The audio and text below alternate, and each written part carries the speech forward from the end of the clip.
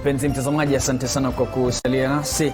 Hapa sasa ndo tutachanganya ndimi, na maanisha tutatumia Kiingereza vile vile Kiswahili. Sasa utapata nafasi ya kutuma rafa kupitia Kiingereza au vile vile Kiswahili, ili nawe upate nafasi ya kufahamu kuna nini katika magazeti. Sitakuwepo peke yangu, bali nitakuwepo na mchanganuzi wa masuala ya kisiasa Mark Vivian.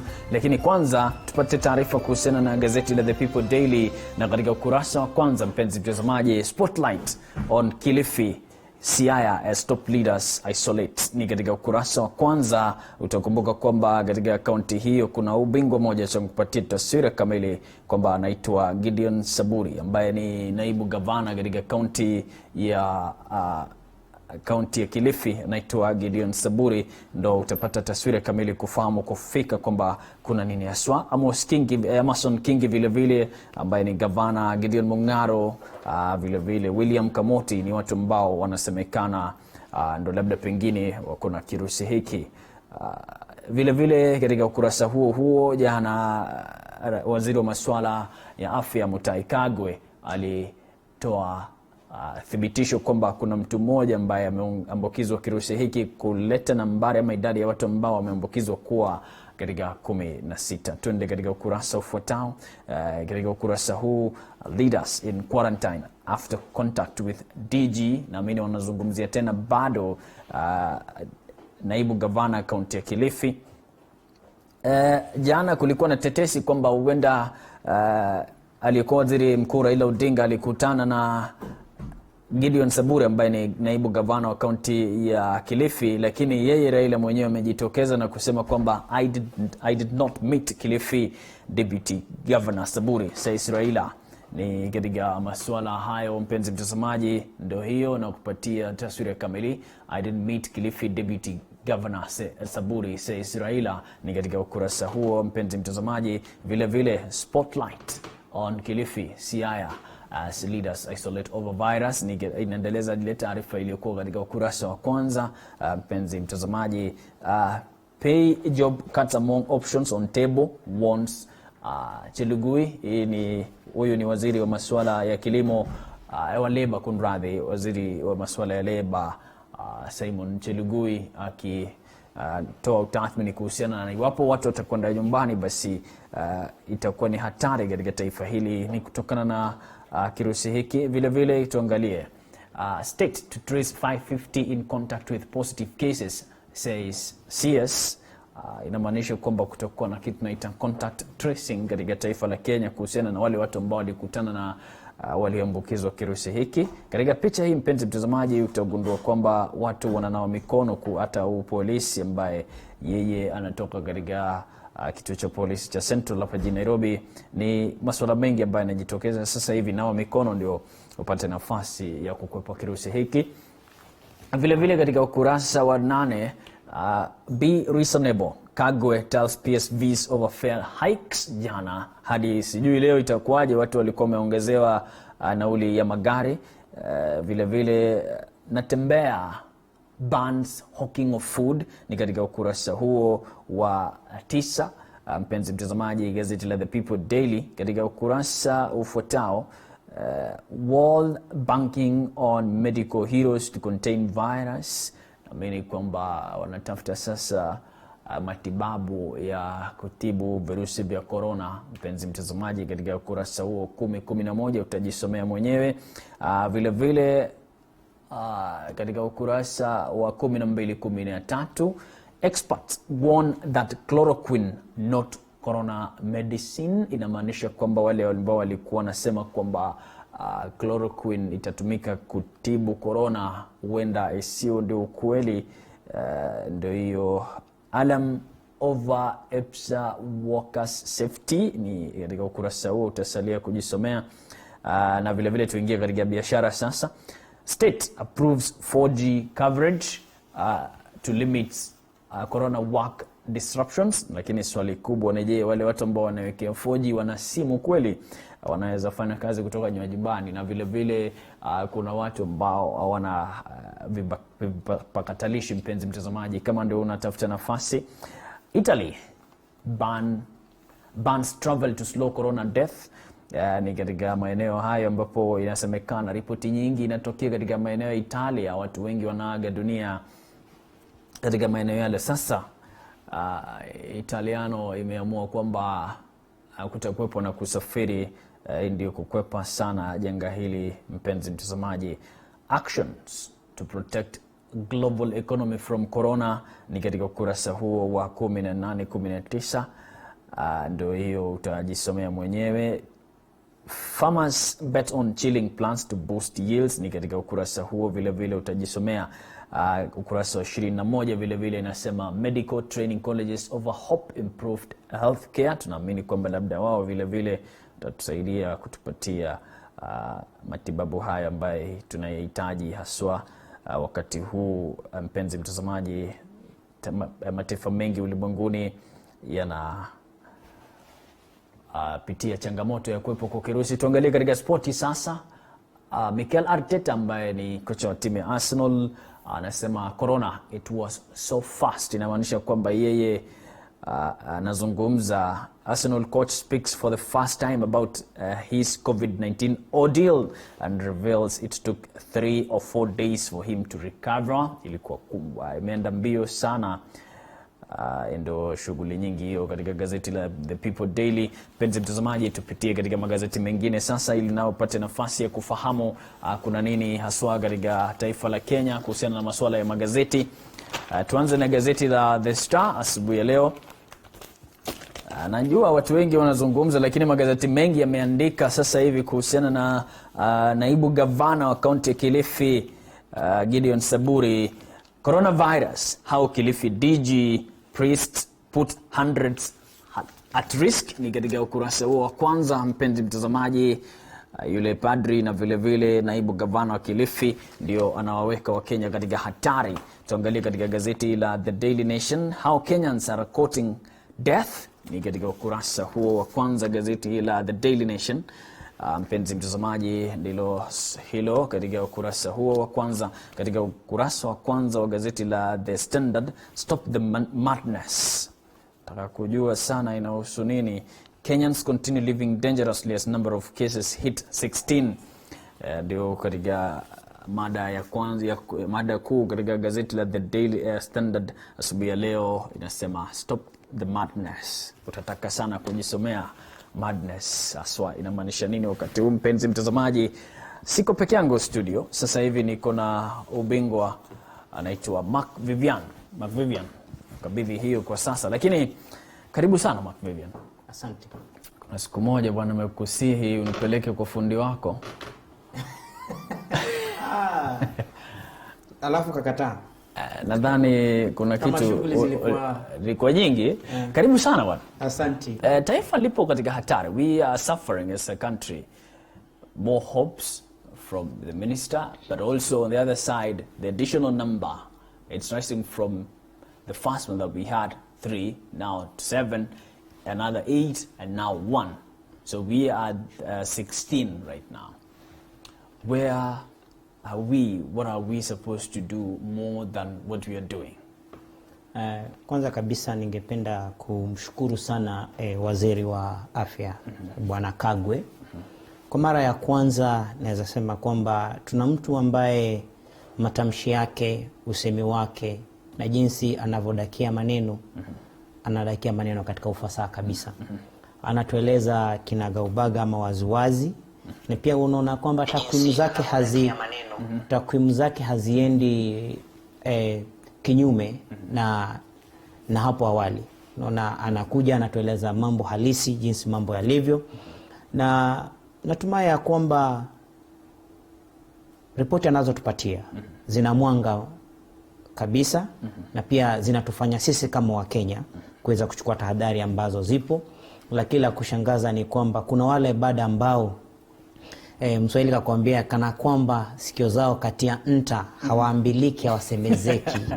Hawasikila muadhini wala la mtekamaji msikitini. Kwa hivyo pia ni masala ya kuweza kuhuzunisha na ya kuleta utata. Naam. Swali ambalo linajitokeza Mark Vivian asubuhi ya leo ni kwamba wewe umesafiri kutoka katika mataifa ambayo yapo hatarini, Italia. Mbona uje katika taifa la Kenya kama wewe ni padri upite katika uwanja wa kimataifa wa JKIA bila kupimwa, na bado ukatoka katika JKIA ukakwenda katika kanisa la kwanza, baada ya kanisa hilo ukahujuru ukakwenda katika kanisa lingine katika maeneo mengine, na baadaye baada ya kusafiri kurudi Nairobi ukapanda basi? Wajua masuala ya huyu padri kwanza kabisa amenisikitisha binafsi. Maana naarifu kwamba alipofika anajua kwamba ametoka Europa, aswa Italy. Kule Italia. Ametoka pale ameenda kwa nduguye, kaka yake na familia. Amejumuika nao kutoka pale akaabiri basi hizi coach kuelekea sehemu za Siaya, Ugunja. Pale bado anaona kwamba hajatosheleka, anaenda kwenye misa. Kwa hivyo ndiposa kwangu ninatia serikali doa inapofikia hapo. Na ndiposa kauli yangu ya kuanzia pale mwanzo ni kwamba hakuna haja ya kupea watu nafasi ya kuweza kujipeleka katika maeneo yao ya faraga binafsi. Watu hawa mtu anaposhuka kwenye ndege hamna lingine. Aidha kama ana hela, wacha masuala ya kukaguliwa. Maana unapata kukaguliwa haitoshi. Maana pengine umeingia, nyuzi za joto ya mwili wako bado zingali chini. Kwa hivyo hatuwezi sema una kirusi ama hauna. Penye hauna zile dalili zozote. Lakini utakapoketi baada ya kuangaliwa kwamba uko sawa, baada ya siku 5, jana tulimwona yule ambaye ni mkurugenzi katika idara ya masuala ya afya akisema kwamba inachukua takriban siku 5.5 ili kwamba sasa ukapate kuanza kuonyesha zile ishara za ugonjwa huu. Na kwa hivyo jambo ambalo linaweza tusaidia kama taifa ni kwamba yeyote anayetua katika uwanja wa ndege na amesafiri toka ng'ambo asiruhusiwe kuchangamana na mtu yoyote, wala asipewe nafasi ya kuweza kusema kwamba huyu tunamwamini bwana huyu sana, wacha aende zake, ataenda kujilinda. Wengine hawana utu. Ni kusikitisha mno. Nataka kusomea kitu moja katika gazeti la The Standard, ukurasa wa kwanza umeweka mada kubwa, Stop the Madness, front page The Standard. Now, the list: Catholic priest flew in from Rome, Italy, the coronavirus epicenter, presided over mass and attended funerals, number 1. Number 2, 3 Kakamega County officials arrived from Italy, mingled with people, only forced into isolation yesterday. Number 3, in Narok, a pastor returned from Sweden, held a party and led church service before authorities took action. A nun came in from Spain and for 9 days had been interacting with people in Makueni until she was whisked away to quarantine. My question is, there is someone ambaye hajaiona talango la ndege. This person is chasing life inside the country. They go there, bring a virus, and because you are not thinking, you want to infect the people who are seated in the country by going round. What is it that these people want? The madness should be stopped with all force of law, with all mechanism, because just as you have said, it is very sad somebody to die from an overseas virus, yet he has never even live about traveling. He has never even seen the color of a passport. Even if this person, how does a passport look like? How does what color does it? So the madness must be stopped. And I believe this is where the nation that have dictators as presidents, as leaders, as rulers are benefiting from. You know, unfortunately, we are champions of human rights. And but at some extent, we make people feel very bossy, and they feel that they can flop the rules and the laws that are being passed. So that again, it brings another aspect of discipline that let us come to an era now due to this virus, whereby the word of the directive of the president are final. Assume if today our neighboring country, Uganda, if Museveni stand on a podium and say the matatu must do this, do you think they can flop that law? They can. Nadhani kuna kitu kimoja Mark, Vivian, inaona ni kama ilikuja kuleta dhana potovu ama mbaya katika taifa, kwamba kwa sababu ya kuwepo kwa demokrasia. Sasa kila kitu kinakwenda kidemokrasia. Rais anafaa aseme hivi, tunakataa ama tunasikiza kwa sababu tuko na demokrasia. Huoni kwamba inabidi ni kama turudi katika uongozi wa kiimla? Na kuna wakati tulikuwa hapa nikawa nasema kwamba kuna wakati mwingine uongozi wa kiimla una faida zake. Si eti kwamba ni madhara tupu. Kwa sababu wazia taifa kama la Urusi, the Russia. Mwana yule rais Putin alisimama juzi katika jukwaa akasema kwamba ni maswala mawili. Aidha uketi kwako siku majuma mawili ama siku 15 ama ukatae uende jela miaka 5. Na kisha baadaye hakuachia pale. Aliondoka kaachilia nini? Simba. Lakini bado tunataka kuthibitisha kama hilo ni ukweli. Ni ukweli kwa sababu unapata huyu ni kiongozi yule ambaye ana msimamo mkali wakati anaongoza taifa lake. Na jinsi tulivyosema ya kwamba mara mingi tunasema ya kwamba sisi taifa huru. Na kama sisi taifa huru, watu wamechukulia vigezo tofauti na wanapotokwa na maadili ya kuweza kuwa huru. Maana uhuru wako usiwe ni ule uhuru wa kuweza kumdhuru tarehe. Nisiwe kwamba nasema kwamba niko na demokrasia, niko na uhuru wangu na usherekea, lakini katika ule uhuru wangu nadhuru maisha yako. Katika ule uhuru wangu naitilafia uhuru wako. Kwa hivyo inakuwa ni dhana potovu. Jana kumuona Rais Uhuru, kabla niendelee mbele, thibitisho kuwepo kwa simba kule Russia bado, na hadi tukapata thibitisho ndo tazungumzia. Kuna swala moja. Yesterday, President Uhuru Kenyatta, we waited and waited and waited, hoping that he's going to talk about the coronavirus. But when he stood, he talked about the 4G. How serious is our president with coronavirus? Our president is very serious with coronavirus. One, by what he said, and I believe it was a show of dissatisfaction with some key leaders in the government. And I believe the story of the deputy governor for Kilifi, it is one of one thing that breaks the heart of a leader. Yes. That you travel, you have this and this, and then you come and mingle with us. Secondly, it can also be a full show that the president trusts his CS, and he believes in whatever information that is given to the country. It is what is happening. And again, we believe, because he just came and made some emphasis and say people should follow to the letter whatever they have been instructed and whatever has been passed forward through the Minister of Health, and that is the CS Kagwe. So I believe it is something that, and again, I can also say the third thing is the president didn't want maybe to run and put the cart before the horse.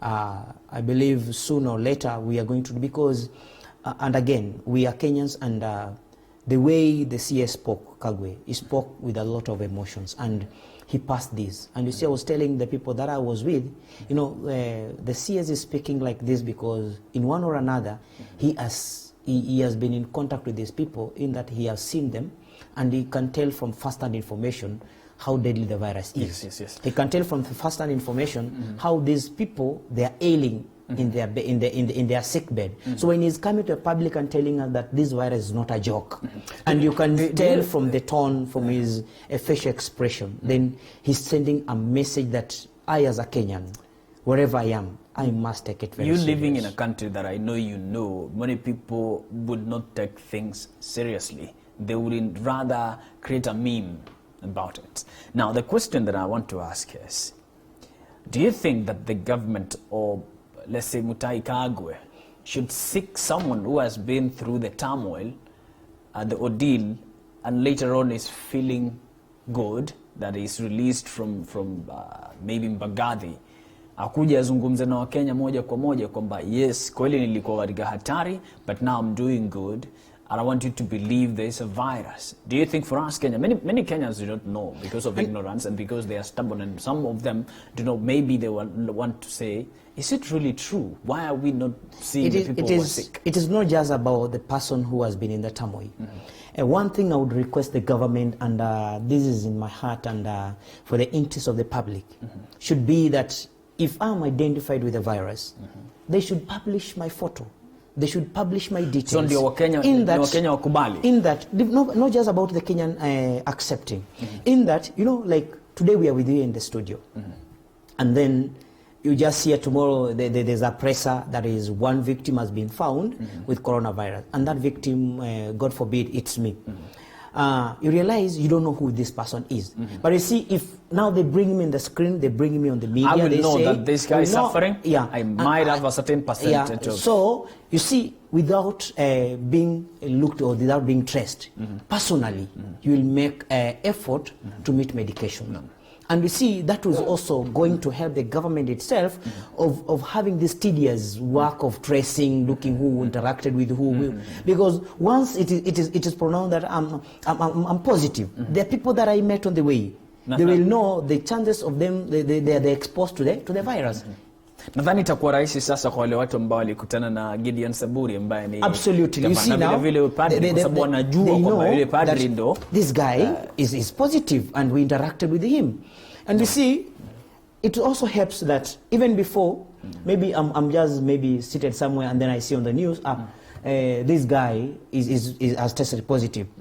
And I've interacted with him before even getting back to my house or to meeting other people. You see, I'll make that effort, say, now I have to protect my people, I have to protect my family, I have to protect other people, because I see in few minutes ago or a few hours ago, I interact with this person, and now I'm seeing it. So it should not be like a secret that somebody is suffering from this, because one, it is not something somebody has gone to acquire. It's not something that, you know, it is a virus. Kirusi cha ukimwi ambacho watu wengi wanaona kama mtu ameenda kutafuta. Pana. Kwa sababu unapata kuona kwamba hao wengine wote ambao utapata kuna wababe Europa. Wamepata na wamejitokeza wanasema kwamba niko na kirusi. Kizia kwa mfano kama coach mkuu wa Arsenal, Michael Arteta. Yeye hangelipata kujua taarifa hii kama yule mwenye kilabu cha Olympiacos hangejitokeza kusema kwamba mimi nina kirusi. Aliposema hivyo ikabidi, maana wao walikuwa naye katika kikao kabla ya kucheza ule mchuano wa UEFA, ilibidi afanye nini? Wote wakwenda karantini. Ilibidi apimwe kwanza kujulikana Teta kuna kirusi hiki. Ikabidi wakatafuta wale wafanyikazi, ikajulikana kwamba kuna takriban wafanyikazi 100 walikuwa wamehusika na Teta moja kwa moja, na kwa hivyo wakafungiwa. Na kwa hivyo kama huyu jamaa, huyu mbabe mwenye Olympiacos, kama hangelijitokeza na kusema kwamba mimi tayari nina kirusi, unapata hawa watu wengi hawangelipata kujua, ingejulikana kama imefika mbali. Na inapaswa umma wapate kujulishwa ya kwamba kirusi hiki si rahisi tu ati vile watu wanafikiria kwamba ukishapona umepona. Maana kisipogundulika kwa haraka kinaharibu mapafu. Naam. Mpenzi mtazamaji, ni maoni yake Mark Vivian. Swala lake kubwa analolizungumzia ni kuhusiana kwamba Rais Uhuru Kenyatta na vile vile serikali kwa ujumla iwatoe majina ya wale ambao, iwaorodheshe wale ambao wanakutikana kwamba kuna kirusi, waonekane picha zao katika magazeti na vile vile katika runinga, ili sisi sote kuwepo na kitu tunaita contact tracing. Tunachukua muda mrefu sana kwa tafuta. Je, unaoana na maoni yake Mark Vivian? Kama unakubaliana na maoni yake, bila shaka tupigie simu kupitia nambari iliyo chini ya kiwambo chako, tuzungumze pamoja, tuwasiliane maoni yako haswa sasa hivi kuhusiana na kuwepo kwa kuongezwa kwa nauli ya gari. Mpenzi mtazamaji, nieleze vile vile kupitia arafa 2207 na vile vile kupitia Facebook TV47 Kenya, nitapeperusha arafa yako moja kwa moja hewani. Mark Vivian. Naam. Alongside what Uhuru Kenyatta did yesterday, could launch 4G. What is it that the government is doing kusaidia wa Kenya? I know many Kenyans sasa hivi wanatafuta hela. So serikali inafanya nini kuhakikisha kwamba wale wa Kenya ambao wataambiwa kukaa nyumbani wanapata vyakula, wanapata vile vile? Kuna jamaa mmoja amekuwa Edgar Kuski alisema hata vingamuzi vya runinga, decoders amba kampuni ambazo zinatoa kama Zuku, kama DSTV, zile kubwa zikubali wa Kenya watazame bila malipo ya kila mwezi. Naam, nakubaliana naye kwa 100% kwa 100. Kosa tu ni kwamba sijapata kikao na rais bado. Lakini ningepata naye ningeelewa naye kuna mtu anakuangalia na anajua kwamba ningekuwa na kikao moja kwa moja, pengine ningekuambia wana mpango upi. Lakini wazo langu ambalo ningependa kutoa ni kwamba sasa hivi Wacha nielekee moja kwa moja kwa maeneo yale ya kule Bungoma. Nasikia governor amesema kwamba wale wa mama soko zifungwe. Na shida tulionayo moja tu kabisa kubwa ni kwamba katika soko zetu unapata yule mama anategemea siku hiyo ndipo safanye ni ale. Na kwa hivyo serikali wamepewa pesa kupigana na kirusi hiki. Na tumeelezwa kwamba wazi bayana kwamba ni watu 16. Kwa hivyo serikali inapotaka kuweka kitu ambacho tunaita lockdown, ihakikisha kwamba watu wote wamepata hela. Lakini leo nikawa na changamoto, nasema kwamba nikawa na wazo na rafiki yangu tukimwambia ni wakati mwafaka serikali sema kwamba hata kodi za nyumba tusilipe kwanza kwa sasa kwa miezi. Lakini shida ni kwamba shida ni moja ya kwamba wao ndio wamiliki wa hizi manyumba. Wale wakubwa. Kwa hivyo sidhani kama watatoa sheria ambayo inaenda kuwakata. Kwa hivyo bado wana ubinafsi ndani yake. Hata ingawa kama tuko katika shida ya kuwepo kabisa. Sasa hivi unapata kuona kwamba wanasukuma watu wa gari za matatu.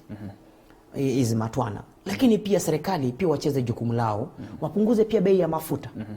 Punguze bei ya mafuta. Wewe kwako unafikiria landlords wanafaa waachilie watu kutolipa kodi ya nyumba?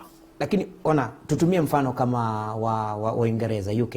UK unaona wamesema kwamba watu wasiende kazi, lakini serikali imechukua jukumu inasema kwamba 80% ya mishahara zao wao ndio watafanya nini? Watagharamia. Sasa leo hii serikali wanataka watu tujitenge na maeneo yetu ya kazi. Tujitenge na vibarua. Vibarua hivi si eti ni hela zile tunapewa mwisho wa mwezi. Hizi ni hela zile ambapo iwapo nitaingia kwenye kazi nitapata leo na nitakula pesa zangu nazitumia ziishe leo. Kwa hivyo serikali wapo wanataka hakika wana nia ya kuweza kusaidia mwananchi wa Kenya na kuweza kudhibiti kirusi hiki. Lazima wao pia wajizame kwa kina katika mkoba wao wa hela na waseme ya kwamba sasa tunataka tufanye hivi. Wale wa kule Kibera wabaki Kibera. Wale wa kule Kawangware wabaki Kawangware. Na wakuwe na kitu ambacho tunaita food banks. Food banks. Pale ambapo wanahakikisha kwamba mahitaji ya jamii hizi kwa vyakula kwa hizi siku ambazo watakuwa wametoa ama wametenga ili kuhakikisha kwamba tunakabiliana janga hili. Na hapo utaona kwamba Wakenya watakuwa radhi. Wakenya watakuwa huru wa kuweza kusalia makwao wakijua kwamba kuna asilimia fulani ya mahitaji yetu ambapo serikali imekubali na iko tayari kuyakimu. There is another question.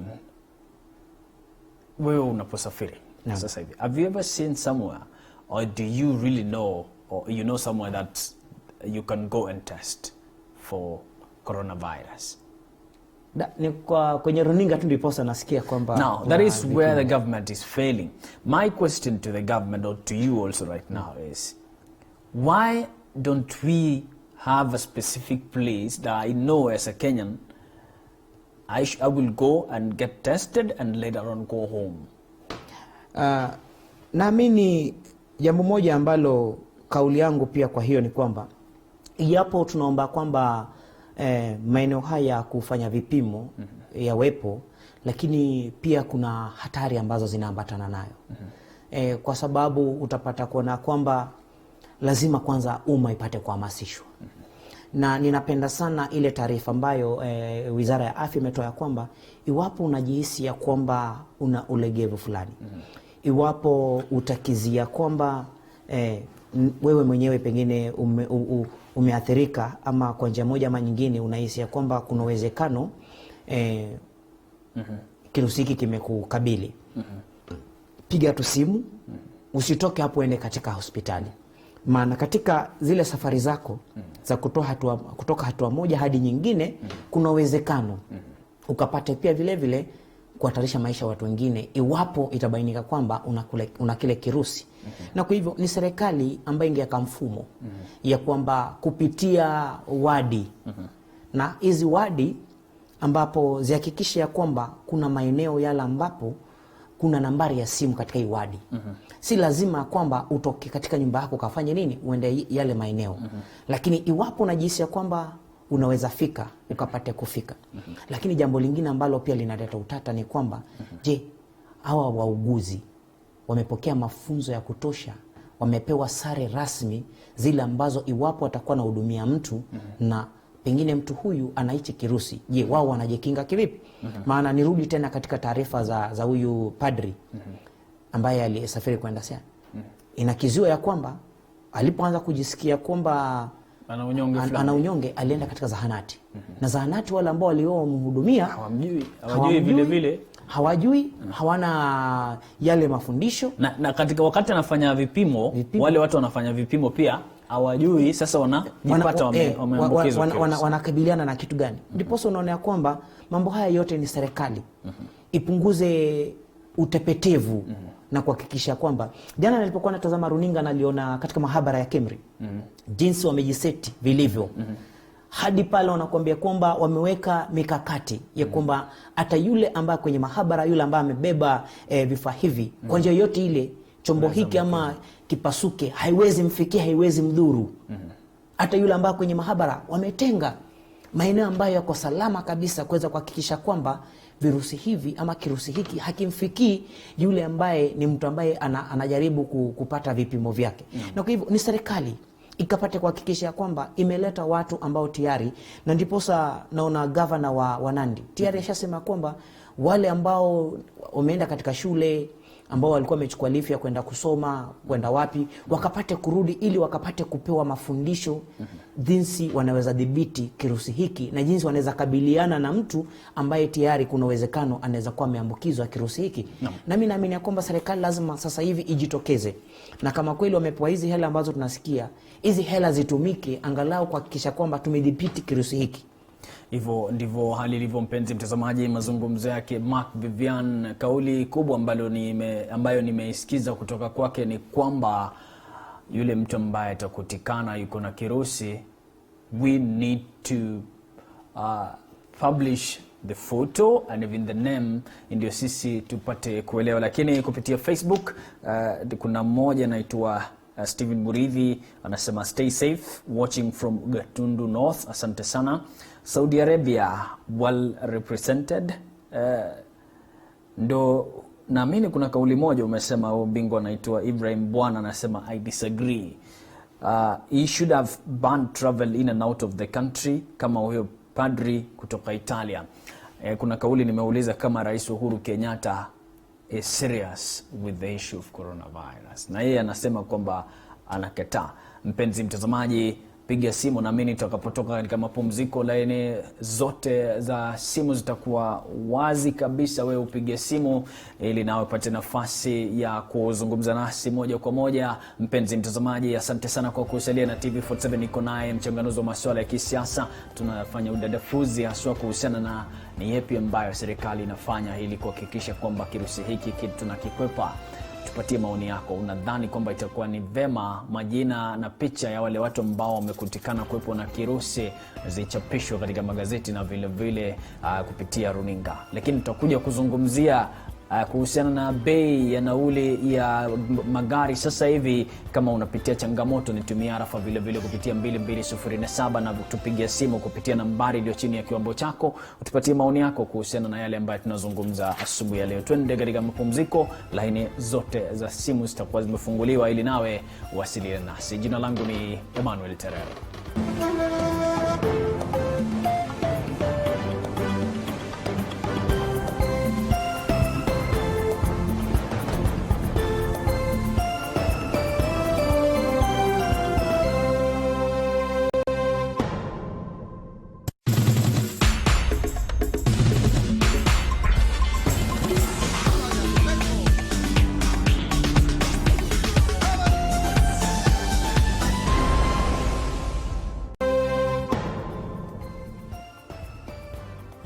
Mpenzi mtazamaji, asante sana kwa kuendelea kusalia nasi. Ni nafasi yako sasa bomba kabisa wewe mwenyewe kujiunga nasi kupitia maoni yako.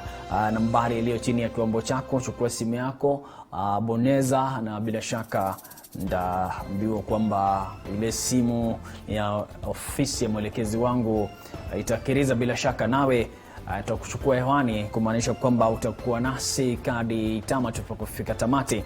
Lakini siko peke yangu ndani ya studio leo, ninaye Mark Vivian.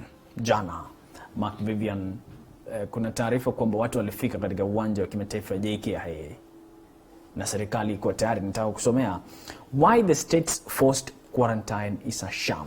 A plan to quarantine all passengers arriving at Jomo Kenyatta International Airport on flight turned into a sham and a nightmare for the travelers after it emerged that the government was ill prepared for the exercise. Tayari serikali haikuwa na umakini na utayari mkubwa wa kuwapokea wale walikuwa nasafiri kutoka mataifa ya ng'ambo. Lakini ona katika swala hilo mambo mawili yanaibuka. Jambo la kwanza, waziri alisema wazi kwamba kuna wale ambao kama unaona kwamba unaweza jikimu katika hoteli, uende katika hoteli ambazo tayari ukifika pale utapewa tabu ni moja. Katika zile hoteli. Jambo lingine nitakuja hapo. Jambo lingine ni kwamba kuna maeneo ambayo mahifadhi ambayo serikali imeweka.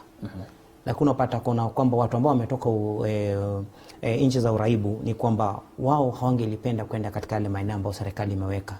Maana wanahisi pengine pale yale mazingira na jinsi watakavyotunzwa pale itazidisha ama pengine haitakuwa kama jinsi wangependa starehe zao. Sasa swala nyeti linaloibuka ni kwamba katika haya mahoteli ama haya maeneo ambayo serikali wanasema kwamba mtu ataenda na apate kujilipia,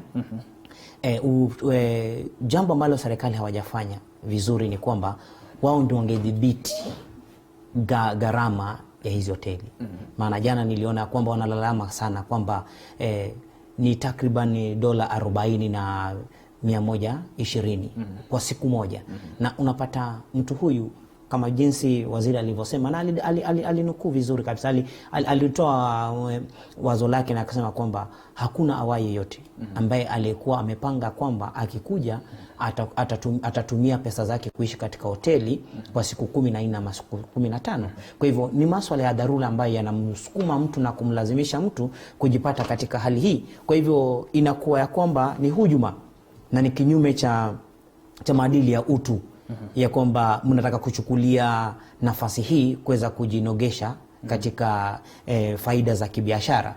Kwa hivyo ni serikali, na ndiposa nilipoanza nikakuuliza, je, unadhani kwamba kama ni Uganda ambapo Rais Yoweri Museveni atoe agizo aseme kwamba hakuna kuongeza pesa ya hoteli ama hakuna kuongeza pesa ya gari, je, unadhani kuna mtu yote ambaye anaweza fanya hivyo? Hapana, kwa sababu uongozi wa kimla, kwa sababu ya kwamba neno lake ni sheria. Na turudi hapo nyuma juu tulipokuwa tunajadili masuala ya hayati Mzee Moi, na Mwenyezi Mungu akailaze roho yake mahali pema peponi, ya kwamba alipokuwa anasimama kwenye jukwaa na kuhutubia taifa, akisema ya kwamba kuanzia kesho saa fulani mawaziri wote wafanye hivi, ama watu wote wale machifu, alikuwa anapenda sana kufanya kazi na machifu sana, maana wao ndio walikuwa watu wake pale mashinani. Kuanzia kesho machifu lazima wafanye hivi. Nakwambia ilikuwa ni sheria, haikukuwa ni tafadhali. Na kwa hivyo ningependa serikali pia ikapate kutilia mkazo ya kwamba hoteli hizi zisiwe ya kwamba zimesema ya kwamba tutapeana hoteli zetu kuwa maeneo ya mahifadhi ama maeneo ya hifadhi ya watu hawa, alafu kisha baadaye wanazunguka tena nyuma, wanataka kutumia kigezo hiki kama hali ya kuweza kupinda wale watu ambao wanakuja mkono ili wakapate kuwanyang'anya. Ndipo unaona kuna ule utata. Na serikali ni ukweli kwamba kumekuwa na utepetevu, maana serikali ilikuwa inachukulia mambo haya mzaa. Maana hata mipaka yetu na viwanja vya ndege vingelifungwa kitambo. Mimi juzi niliposikia kwamba itafungwa Wednesday. The question that I had yesterday, nina shangaa. I still want to ask is, najua people kuna simu moja kutoka maeneo ya Kwale. TV47, hujambo? Hello. Naam, karibu sana bwana. Asante. Nilikuwa nasema hivi. Tuone hayo majina yao watu. Na hizo picha zao. Tumempoteza bila shaka, lakini maelezo yake ni kuhusiana na jinsi ambavyo niliuliza. Swali langu kubwa, mpenzi mtazamaji, kwako, unadhani kwamba kuchapisha picha za wale watu ambao wameathiriwa na kirusi hiki cha corona na vile vile majina yao yawekwe katika magazeti na vile vile katika runinga, je, itakuwa ni ya manufaa ama itakwenda kinyume na maadili ya jamii? Je, yatakuwa ni ya manufaa ama itakwenda kinyume cha maadili ya jamii?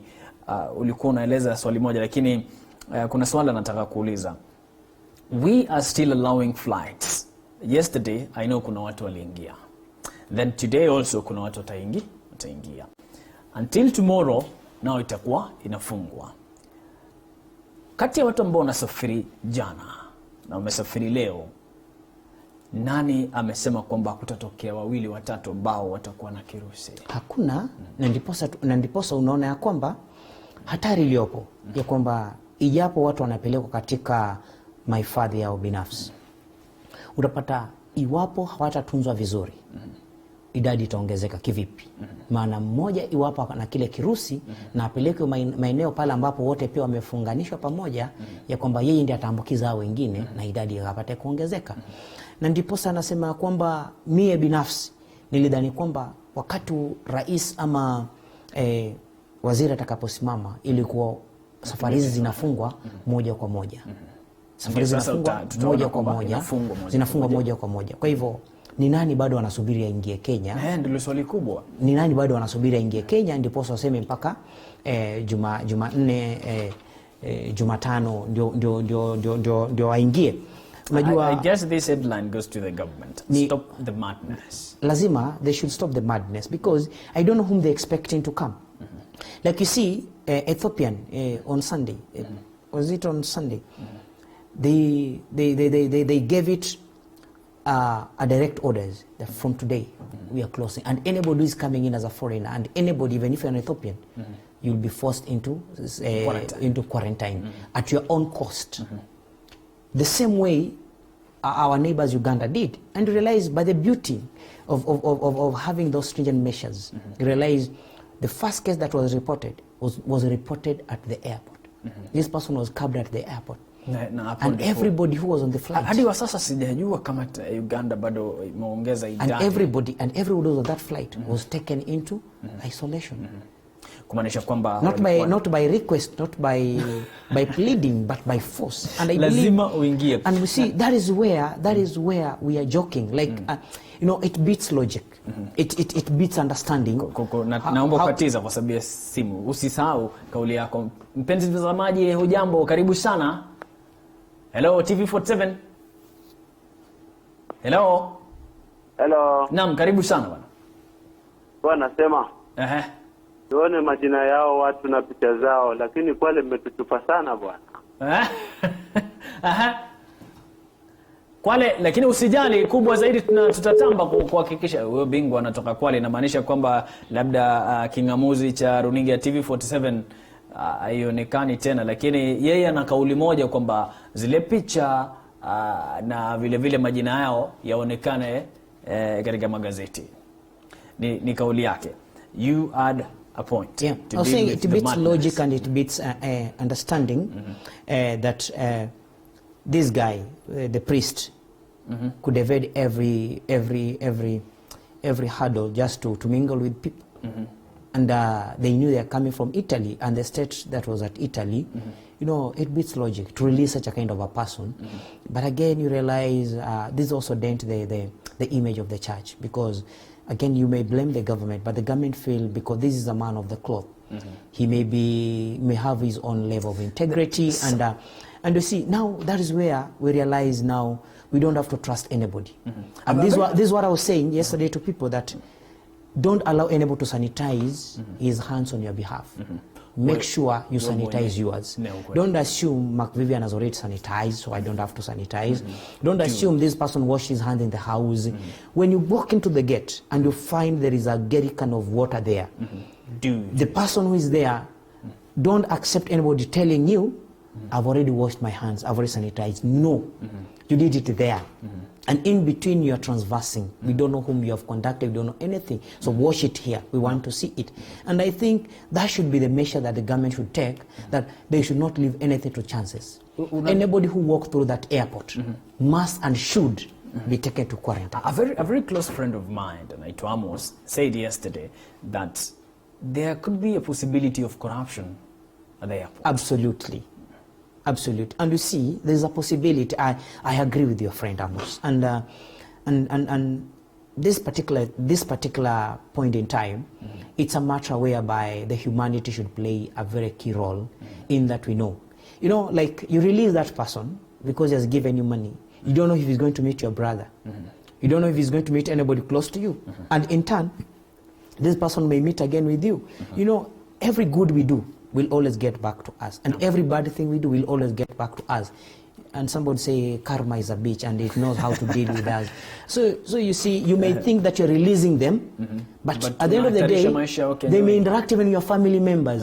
You know, Terrell, in this life, you may realize, maybe I'm a friend to your brother. Corruption is not only killing the economy, but also taking lives of many people. And especially for this COVID-19. No. Mpenzi mtazamaji, endelea kutupigia simu kupitia nambari iliyo chini ya kiwambo chako, tuwasiliane haswa kuhusiana na nini haswa inatokea kuhusiana na swala hili la uwepo wa kirusi cha corona. Mpenzi mtazamaji, kama ndio unajiunga nasi, tupigie simu kupitia nambari iliyo chini ya kiwambo chako. Na kwa sababu ya muda, Mark Vivian, naam, unadhani kwamba tunafaa tuende katika lockdown?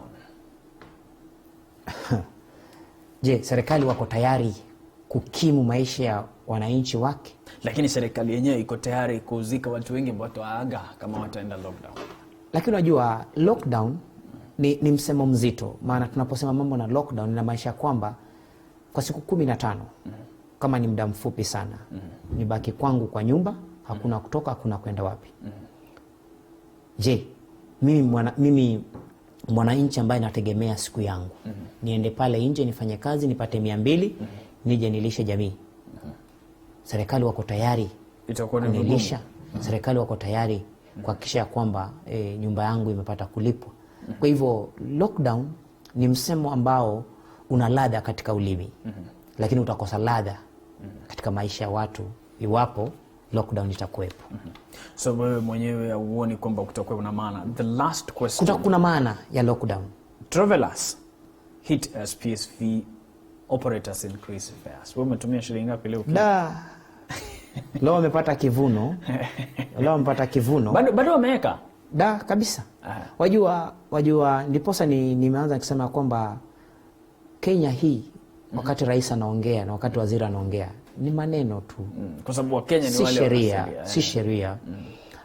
si sheria. Na unapata ilikuwa lazima nifike hapa studio. Na kwa hivyo wakati umeingia gari hawajakuambia nauli.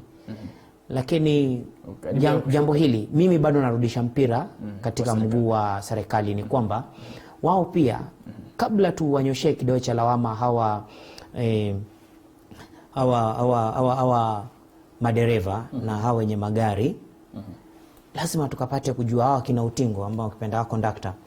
Lazima tukapate kujua ya kwamba hili gari bado bei ya mafuta ni ile ile. Na idadi ya watu ambao wamekuwa kibeba imepungua. Kwa hivyo serikali hata wanaposimama pale wakisema kwamba ni wakati sasa wa kudhihirisha utu, ya kwamba msipunguze msiongeze nauli, mjue kwamba msiba huu hakuna aliyeleta, ya kwamba bado mshahara wa Kenya hujarudi. Serikali lazima ichukue hatua ya kwanza. Iwe kielelezo kwa wananchi na wale wenye magari kwamba wao pia washukishe chini bei ya mafuta. Wakishashukisha chini bei ya mafuta, waangalie je, ni gari lipi ambalo bado wanapandisha nauli na ni gari lipi ambalo haliambatani na. Ndiposa leo hii kile ambacho kinanifurahisha kwamba wamezingatia ile nambari ya watu 8 na nambari ya watu 15. Wamefuata hiyo mbali wa watu ambao wamefuata hiyo, na kwa sababu kuna upungufu ya abiria wale wamebeba, lazima watafute hela zingine za ziada kuweza kulipia hivi vitu vingine toka kwetu. Na mimi naamini ya kwamba jambo kuu kabisa ni serikali hakikisha kwamba wananchi hawafinyiliwi na jambo hili. Maana hakuna mtu aliyeita, na ndiposa tulipoanza na wewe tukasema kwamba inasononesha sana ya kwamba janga hili linafinyilia mwananchi wa Kenya na hata hajawahi ona rangi ya passport. Bila shaka. Mpenzi mtazamaji, mwelekezi wangu naamini kabla tuondoke atatutayarishia ile ripoti iliyoandaliwa na mwandishi wetu Fiona Kenga ili upate kufahamu jinsi au namna ya kuosha mikono yako. Asante sana kwa kusalia nasi na kufuatilia runinga ya TV47. Kauli yako ya mwisho. Kauli yangu Mark Vivian, kwa serikali na vile vile kwa Mkenya ambaye sasa hivi anakutazama. Kwa serikali ni kwamba wafunge tu viwanja vya ndege, na yeyote ambaye ameingia katika uwanja wa ndege wacha apelekwe wapi? Katika karantini. Apelekwe kwa lazima. Jambo la mwisho ni kwamba na hii inaenda kwetu wa Kenya. Jambo moja ambalo nimechunguza na Kenya hata wale wenye afya hawajaongelea ni kwamba kitu ambacho kinaweza sambaza virusi hivi kwa pakubwa sana ni simu zetu. Simu zetu tunazotumia hizi simu za rununu. ndio zitaambukiza watu sana, kwa sababu unapata unazishika, you don't sanitize them and you're still using them. Pengine unapitisha kwa mtu mwingine, pengine kuna habari umeona ya kwamba unataka kupeana, umwambia hebu ona picha hii, hebu ona hii meme, kuna hii video hebu ona. Na hatuzingatii, baadaye tumepata kuichukua, tumeshachukua, tunajua kwamba I sanitize myself, I have my phone, the handset is mine, but you forget you pass it through somebody else. The handset you went and placed it somewhere on the table, you don't know if the table was sanitized, you take it back. So let us be very careful the way we use our phones. And we should know, and people should follow the health regulation, whereby the virus, we are told on the table, it stayed there between for siku kadhaa ambazo zinahitajika. And especially with one thing that made me to shake was, we were told on the plastic stuff, it stayed there between 2 to 3 days. You can imagine, and most of the things that we use are plastic things. Asante sana Mark Vivian kwa kutenga muda wako kuja kuwasiliana nasi ili tufuatilie sote kwa pamoja kauli hii kutoka kwa watu wengi. Kwa mara nyingine nikushukuru sana kwa kusalia nasi mpenzi mtazamaji, vile vile kuchangia na vile vile kufuatilia runinga ya TV47. Nimekuwa na mimi Emmanuel Terer, lakini kumbuka kwamba hata baada ya video iliyoandaliwa na Fiona Kinga kucheza, usikwende popote, maana kuna muhadhara ambayo itafanyika kutoka chuo kikuu cha Mount Kenya lecture. Kuna mafunzo ambayo yatakuja moja kwa moja kutoka Mount Kenya University. Kama unafuatilia, wewe ni mwanafunzi wa taaluma fulani, usimbonyeze kibonyonyo, maana hapa ni nyumbani mwa mafunzo kutoka chuo kikuu cha Mount Kenya. Mpenzi mtazamaji, asante sana. Jina langu ni Emmanuel Terer, naondoka kwa sasa. Kesho papa hapa asubuhi tutakutana tena, lakini tuombee taifa la Kenya kwamba Mwenyezi Mungu atughofirie dhambi zetu za siri na dhahiri, atuhifadhi, atujalie tumeremete metu na tuhujuru, tupate uhuru wa kutokwepo na kirusi hiki cha corona katika taifa la Kenya. Naomba sana nambari au idadi ya watu iteremke chini kuliko inavyopanda sasa hivi. Kila laheri, siku njema. Nawa mikono, kwepa kushika uso, midomo, vile vile pua na masikio. Mpenzi mtazamaji, virusi vya corona huchukua muda tofauti kuishi kwenye sehemu tofauti. Kwa mfano, mtu aliye na virusi hivyo anapokohoa au kupiga chafya, virusi hivyo husalia kwenye ngozi ya mkono kwa dakika chache tu, kwenye nguo na barakoa kwa masaa 12, kwenye mbao virusi vinaweza kusalia kwa siku 4, kwenye karatasi virusi husalia kwa siku 4 hadi 5, kwenye glasi au chuma virusi vinaweza kusalia kwa siku 5, na vilevile siku 6 hadi 9 kwenye plastiki. Hivyo basi, unapoamua kuosha mikono na maji bila sabuni, mikono bado husalia na viini vinavyosababisha maambukizi ya corona. Na ukiosha mikono kutumia sabuni kwa sekunde 5 hadi 10, bado virusi vya corona husalia kwenye mikono, na hivyo basi vinaweza kukuambukiza wewe na wengine. Ni muhimu kuosha mikono kwa sekunde 20 kwa sabuni, kwa sababu ni wakati huu sabuni huharibu viini vilivyoko kwenye mikono.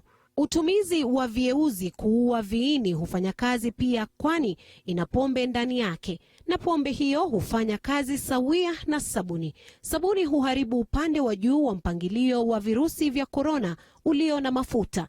Unahitaji kiwango kikubwa zaidi cha kiungo cha pombe ili kuharibu viini hivyo. Shirika linalodhibiti na kuzuia maambukizi ya magonjwa duniani CDC limependekeza vieuzi vilivyo na kiwango cha 60% ya kiungo cha pombe ndani yake ili kuharibu mpangilio wa mafuta. Lakini hata ukitumia kieuzi kilicho na kiwango hicho cha 60%, bado shirika la CDC linapendekeza mtu kutumia sabuni kunawa mikono. Hii ni kwa sababu ikiwa mikono yako ina jasho au ni michafu, unapotumia kieuzi, jasho na uchafu huchujua ufanisi wa kieuzi hicho. Kulingana na shirika linalodhibiti chakula na utumizi wa dawa duniani FDA, utumizi wa sabuni yoyote kunawa mikono ni sawa. Sio lazima kutumia sabuni iliyo na kibandiko cha antibakteria. Hakuna uhakika kuwa sabuni hizo ni bora zaidi.